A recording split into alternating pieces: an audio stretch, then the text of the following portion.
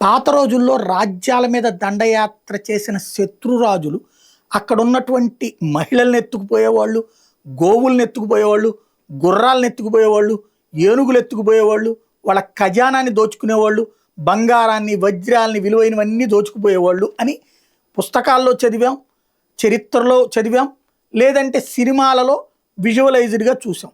నిజ జీవితంలో ఇప్పుడు ఈ తరంలో మన కళ్ళ ఎదురుగుండా అట్లాంటి దోపిడీదారు పాత్రని లేదా అట్లా దండయాత్రలు చేసే రాజు పాత్రని అమెరికా పోషిస్తుంది.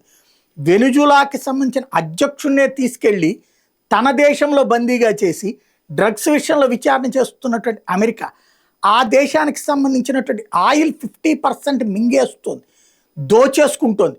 పైగా వెనుజులా వాళ్ళకి సంబంధించినటువంటి బంగారం 31 టన్నులు బ్యాంక్ ఆఫ్ ఇంగ్లాండ్లో ఉంటే దాని మొత్తాన్ని అమెరికా తీసుకుపోయింది, ప్రత్యేక ఆదేశాలు ఇచ్చి తీసుకుపోయింది.